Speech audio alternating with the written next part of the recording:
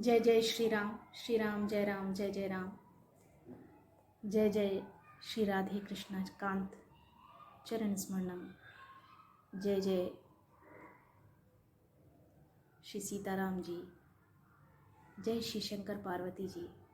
जय बजरंग बली। जय लक्ष्मी जी। जय विष्णु जी। जय सरस्वती माता। जय दुर्गा माता। जय समस्त देवी देवताओं की जय। श्री रामचरितमानस पवित्र, सिद्ध, सुंदर और सभी धर्मानुरागियों को के लिए उनकी आधारशिला रखने वाला मानस, सभी का प्रिय मानस, सभी जन जन का मानस की सुंदर चौपाइयों की श्रृंखला धीरे धीरे आगे बढ़ रही है। इसी श्रृंखला को आगे बढ़ाते हुए सुंदर सुधा अमृत वर्षा होते हुए हम सभी श्रवण का लाभ उठाएंगे। चौपाइयों की श्रृंखला को आगे बढ़ाते हैं। जय जय श्री राम। जय जय श्री राम। करहि गान बहुतान तरंगा, बहुवृधि क्रीणहि पानि पतंगा। देख सहाय मदन हर्षाना, कीन्हि से पुनि प्रपंच विधि नाना। वे बहुत प्रकार की तानों की तरंग के साथ गाने लगीं। विभिन्न प्रकार के वाद्य यंत्र बजने लगे और हाथ में गेंद देकर नाना प्रकार के खेल खेलने लगीं। कामदेव इन सहायकों को देखकर बहुत ही हर्षित हुआ, बहुत ही खुश हुआ। पिछली चौपाइयों में मैंने बताया था कि नारद जी के जो समाधि लगी थी, उस समाधि को नष्ट करने के लिए कामदेव विभिन्न प्रकार की कलाओं और लीलाओं का सहारा ले रहा था। उसी क्रम में आगे बढ़ते हैं। काम कला कछु नहीं न व्यापी, निज भय डरे मनोभव पापी। सीम के चापे सकई कौतासु, बड़ रखवार रमापति जासु।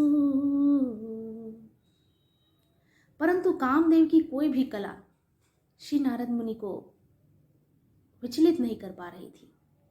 उन पर कोई असर नहीं पड़ रहा था, बल्कि वह कामदेव अपने मन में डरने लगा, अपनी विनाश लीला को देखने लगा और भयभीत होकर के बहुत ही विचलित हो गया, दुखी हो गया, यह सोच करके कि नारद मुनि पर कोई भी असर नहीं पड़ रहा है। जो भगवान की भक्ति में लगा हो उसका भला कोई क्या बिगाड़ सकता है। नारद जी भगवान की भक्ति में लगे थे, इसीलिए उनका कोई कुछ नहीं बिगाड़ सका। और इस भक्ति को देखकर कामदेव डर गया था। भयउ न नारद मनु कछु रोषा। नारद जी के मन में किसी प्रकार का कोई रोष नहीं था। कामदेव की इस सारी लीला को उन्होंने देखा और उसे बड़े ही प्रिय वचन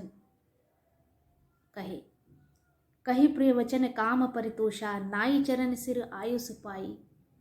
और कामदेव ने उनके श्री चरणों में अपना सिर नवाया। गई मदन तब सहित सहाय।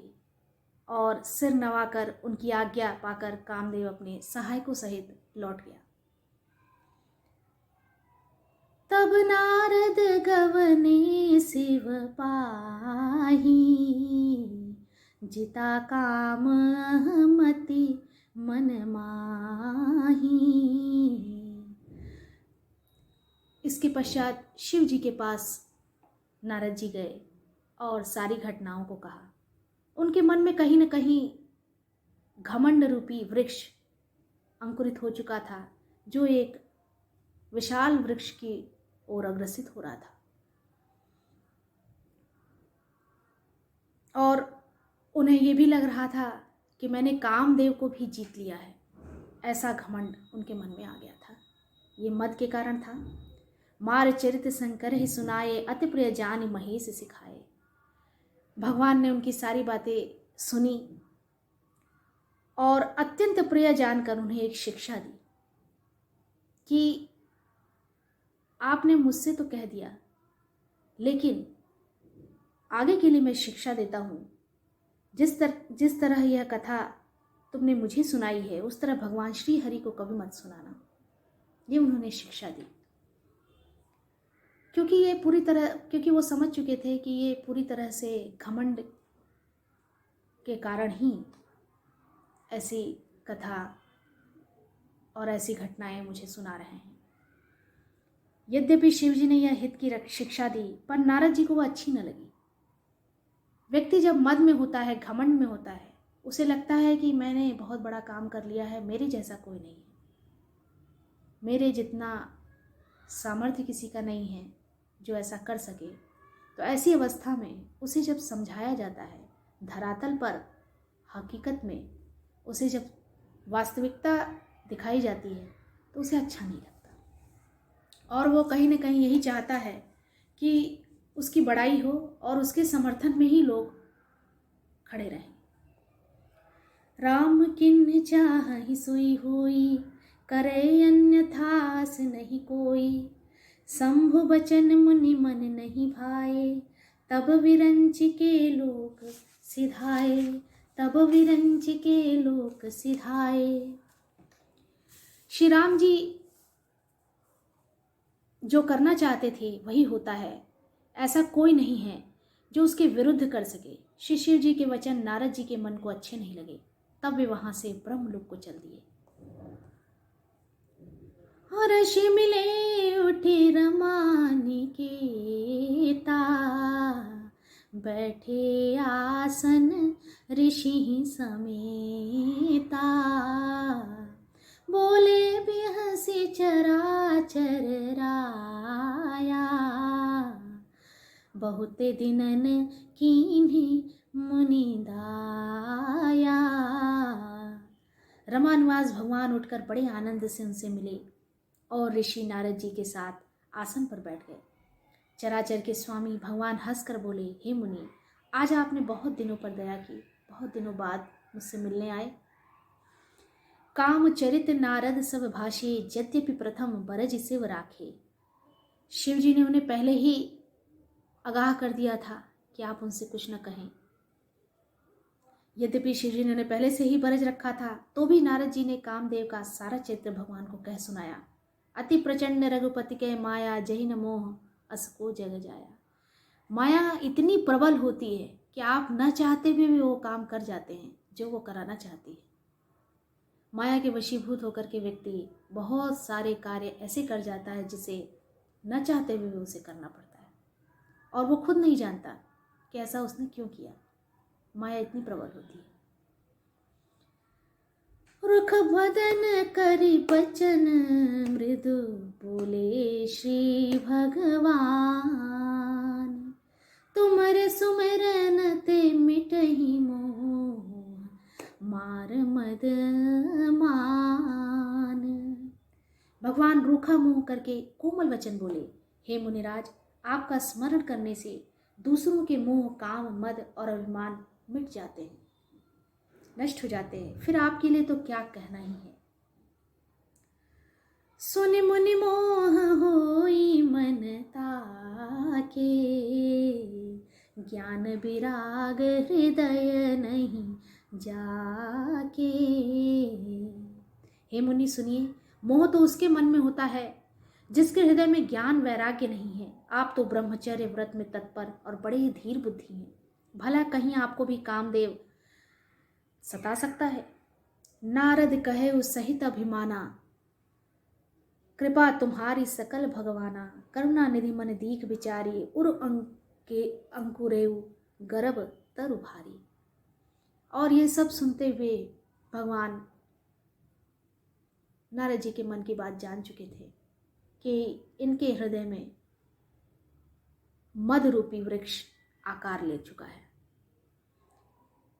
और मुनिकर हित मम कौतुक होई, अवश्य उपाय करब मैं सोई। इसलिए मुझे उपाय करना होगा और लीला दिखानी पड़ेगी, इसे नष्ट करना पड़ेगा। मैं उस तुरंत ही उखाड़ फेंकूंगा, क्योंकि सेवकों के हित के लिए कार्य करना मेरा प्रण है। मैं अवश्य ही वह उपाय करूंगा जिससे मुनि का कल्याण हो और मेरी लीला भी हो। लीला के माध्यम से भगवान हमें बहुत कुछ समझाने का प्रयास करते हैं। आवश्यकता है तो बस आंखों को खोलकर उसे सुनने और समझने की। तब नारद हरि पद सिर नाई, चले हृदय हमिति अधिकाई। श्रीपति निज माया तब प्रेरी, सुनहु कठिन करनी तेहि केरी। तब नारद जी भगवान के चरणों में सिर नवाकर चले। उनके हृदय में अभिमान और भी बढ़ गया। तब लक्ष्मीपति भगवान ने अपनी माया को प्रेरित किया और उसकी कठिन करनी अब आगे सुनिए। बिरचो मग महु नगर तही, सत योजन विस्तार। उस हरि माया के रास्ते में 100 योजन 400 कोस का एक नगर रचा। उस नगर की भांति भांति की रचनाएं लक्ष्मी निवास भगवान विष्णु के नगर बैकुंठ से भी अधिक सुंदर थी। इतना सुंदर था वो। बसहि नगर सुंदर नर नारी, जन बहु मन सिज रति तनुधारी। तहीपुर बसहि सील निधि राजा, अगणित है गए सेन समाजा। उस नगर में ऐसे सुंदर सुंदर नर नारी बसते थे, मानो बहुत से कामदेव और उसकी स्त्री रति ही मनुष्य शरीर धारण करके इधर उधर विचरण कर रहे हैं। उस नगर में शिलानिधि नाम का राजा रहता था, जिसके यहाँ असंख्य घोड़े, हाथी और सेना के विशाल समूह थे। उसका वैभव और विलास 100 इंद्रों के समान था। सत सुरेश सम विभव विलासा, रूप तेज बल नित्य निवासा। विश्व मोहिनी तासु कुमारी, और विश्व मोहिनी नाम की उसकी एक कन्या थी। श्री विमोह जिस रूप निहारी, जिसे देखते ही व्यक्ति वशीभूत हो जाता था, इतनी वो सुंदर थी। माता लक्ष्मी के समान सुंदर थी। सोई हरि माया सब गुण खानी, शोभा तासु की जाई बखानी। करे स्वयंवर सो नृप बाला, आए तह अगणित महिपाला। और उनके ही स्वयंवर के लिए वह सब गुणों की खान भगवान की माया ही थी। उसकी शोभा का वर्णन कैसे किया जा सकता था। वह राजकुमारी स्वयंवर करना चाहती थी। इससे वहां अगणित राजा आए हुए थे। मुनि कौतकी नगर ते ही गयऊं, पूर्वासिन सब पूछत भयऊं। सुन सब चरित भूप गृह आए, करि पूजा नृप मुनि बैठाए। भगवान नारद भी वहां पर गए। राजा ने उन्हें सुंदर आसन दिया, उनका आदर किया, उनकी पूजा की। आन दिखाई नारद ही भूपति राजकुमारी, कहु नाथ गुण दोष सब यही के हृदय विचारी। फिर राजा ने राजकुमारी को लाकर नारद जी को दिखलाया और पूछा कि हे नाथ, आप अपने हृदय में विचार करके इसके सब गुण दोष कहिए। जो यही बरई अमर सोई होई, समर भूमि ते ही जीतन कोई।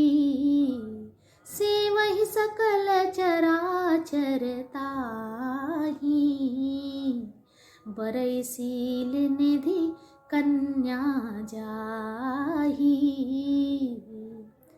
लक्षणों को सोचकर वे मन में कहने लगे कि जो इसे ब्याहेगा वह अमर हो जाएगा और रणभूमि में कोई उसे जीत न सकेगा।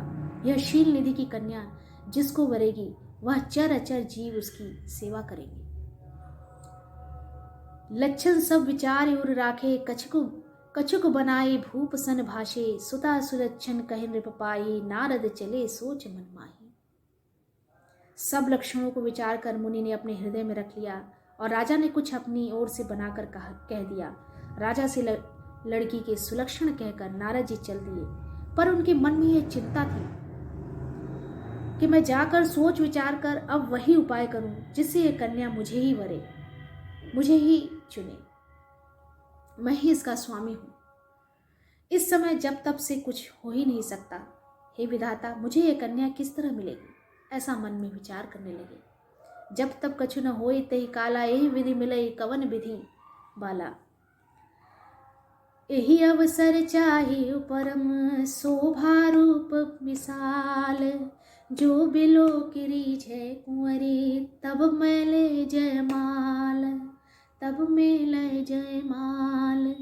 इस समय तो बड़ी भारी शोभा और विशाल सुंदर रूप चाहिए, जिसे देखकर राजकुमारी मुझ पर रीझ जाए और अपनी वरमाला मुझे ही डाल दे, मेरे ही गले में डाल दे। बहुविधि विनय कीन तेहि काला, प्रगटे प्रभु कौतुकी कृपाला। वह उस समय नारद जी ने भगवान की बहुत प्रकार से विनती की। तब लीलामय कृपालु प्रभु वहीं प्रकट हो गए। स्वामी को देखकर नारद जी के नेत्र शीतल हो गए और वे मन ही मन बड़े हर्षित हुए कि अब तो काम बन ही जाएगा। ये सब भगवान की लीला है, इसी लीला को समझना है। अति आरती कही कथा सुनाई, करहु कृपा करी होई सहाई। आपन रूप देहु प्रभु मोही, आन भाति नहीं पावऊं ओही। नारद जी ने बहुत आर्त दीन होकर सब कथा कह सुनाई और प्रार्थना की कि मेरे सहायक बनिए प्रभु, अपना रूप मुझे दे दीजिए, अपना सुंदर शीतल, जिसकी कोई तुलना ही नहीं की जा सकती, ऐसा सुंदर रूप। भगवान हंस कर बोले, जेहि विधि हुई परम हित, नारद सुनो तुम्हार। सोई हम करब नयान, कछु बचन नम्र शाह हमार। हम वही करेंगे जिसमें तुम्हारा हित हो, भगवान ने कहा, और मेरा वचन असत्य नहीं हो सकता। कृपथ माग रुज व्याकुल रोगी, बैदन दे सुनहु मुनि जोगी। एहि विधि हित तुम्हार मैं ठयऊं, कहियस अंतरहित प्रभु भयऊं। हे योगी, मैंने मुनि सुनिए, रोग से व्याकुल रोगी कुपथ्य मांगे तो वैद्य उसे नहीं देता, इसी प्रकार मैंने भी तुम्हारा हित करने की ठान ली है। ऐसा कहकर भगवान अंतर ध्यान हो गए। माया विवश भये मुनि मूढ़ा, समझ नहीं हरि गिरा निगूढ़ा। मायावश भगवान के वचनों को भी, वचनों के पीछे रहस्य को भी, अर्थ को भी नारद जी नहीं समझ सके। गवने तुरंत तहां ऋषि राई, जहां स्वयंवर भूमि बनाई। ऋषि राजा नारद जी तुरंत वहां गए जहां स्वयंवर की भूमि बनाई गई थी। निज निज आसन बैठे राजा, बहु बनाव करि सहित समाजा। मुनि मन हर्ष रूपति मोरे, मोहि तजी आ नहीं बरही न भोरे। राजा लोग खूब सज धज कर समाज सहित अपने अपने आसन पर बैठे थे। मुनि नारद मन ही मन प्रसन्न हो रहे थे कि मेरा रूप बड़ा सुंदर है, मुझे छोड़ कन्या भूल कर भी दूसरों को न वरेगी और जयमाला मेरे ही गले में पड़ेगी। ऐसा वो बार बार अपने हृदय में सोच रहे थे।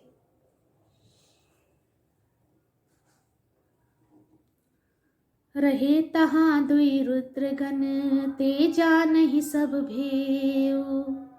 वे प्रवेश देखत फिरहीं, परम कौतुक तेऊ। वहां दो शिवजी गढ़ भी थे।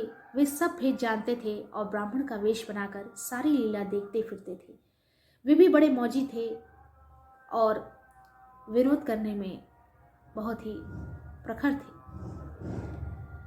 जेहि समाज बैठे मुनि जाई, हृदय रूप अहमिति अधिकाई। नारद जी अपने हृदय में रूप का बड़ा अभिमान लेकर जिस समाज पंक्ति में जाकर बैठे थे, ये शिव जी के दोनों गण भी वहां बैठ गए। ब्राह्मण के वेश में होने के कारण उनकी इस चाल को कोई न जान सका। अब आगे की चौपाइयाँ अगले वीडियो में अनवरत रूप से चलती रहेंगी। श्रवण का लाभ उठाएं। हम सभी पे भगवान की कृपा सदा बनी रहे।